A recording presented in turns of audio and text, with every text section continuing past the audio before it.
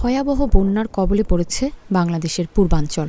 অভিযোগ উঠেছে ভারতের ত্রিপুরা রাজ্যের ডুম্বুর জলবিদ্যুৎ প্রকল্পের বাঁধ খুলে দেওয়ার কারণে বাংলাদেশে এমন পরিস্থিতি হয়েছে।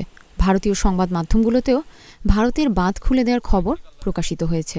তবে সরকারের পক্ষে বলা হয়েছে বাংলাদেশের বন্যা গোমতী নদীর ওপর নির্মিত ডুম্বুর জলবিদ্যুৎ প্রকল্পের বাঁধ খুলে দেওয়ার কারণে হয়নি।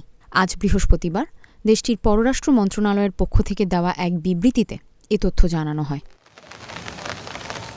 এতে বলা হয়, ত্রিপুরার গোমতী নদীর উজানে ডুম্বুর বাঁধ খুলে দেওয়ায় বাংলাদেশের পূর্ব সীমান্তের জেলাগুলোতে বন্যার পরিস্থিতি সৃষ্টি হয়েছে। বাংলাদেশে এমন খবর প্রচারে আমরা উদ্বিগ্ন। এটি সঠিক নয়।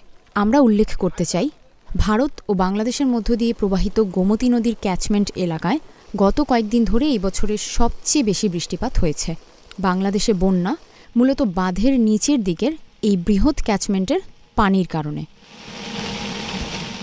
বিবৃতিতে বলা হয়, ডুম্বুর বাঁধটি বাংলাদেশ ভারত সীমান্ত থেকে বেশ দূরে অবস্থিত।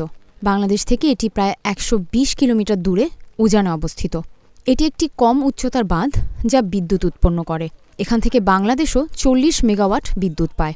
প্রায় ১২০ কিলোমিটার নদী পথে আমাদের অমরপুর, সোনামুড়া এবং সোনামুড়া ২ এই ৩টি জলস্তর পর্যবেক্ষণ সাইট রয়েছে।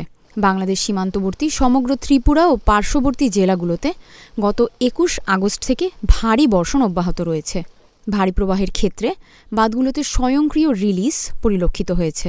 অমরপুর স্টেশন একটি দ্বিপাক্ষিক প্রোটোকলের অংশ, যার অধীনে আমরা বাংলাদেশে বাস্তব সময়ের বন্যার তথ্য প্রেরণ করছি। তথ্য অনুযায়ী ২১ আগস্ট ভারত সময় দুপুর ৩টা পর্যন্ত বাংলাদেশকে ক্রমবর্ধমান বন্যার প্রবণতার ডেটা সরবরাহ করা হয়েছে। এদিন ভারত সময় সন্ধ্যা ৬টায় বন্যার কারণে বিদ্যুৎ বিভ্রাট হয়েছে, যার ফলে যোগাযোগের সমস্যা হয়েছে। যেহেতু দুটি দেশে ৫৪টি দেশে অভিন্ন আন্তঃসীমান্ত নদী রয়েছে, তাই নদীর পানি নিয়ে সহযোগিতা আমাদের দ্বিপাক্ষিক সম্পৃক্ততার একটি গুরুত্বপূর্ণ অংশ। আমরা দ্বিপাক্ষিক পরামর্শ ও প্রযুক্তিগত আলোচনার মাধ্যমে পানির সম্পদ এবং নদীর পানি ব্যবস্থাপনার সমস্যা ও পারস্পরিক উদ্বেগ সমাধানে প্রতিশ্রুতিবদ্ধ।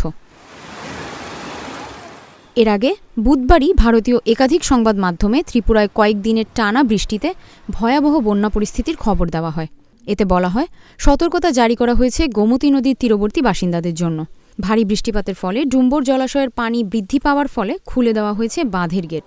সংবাদ মাধ্যম জি নিউজ জানায়, বন্যার কারণে ডুম্বুর জলবিদ্যুৎ প্রকল্পের বাঁধ খুলে দেওয়া হয়েছে, আর সেই কারণেই পানি ঢুকছে বাংলাদেশে।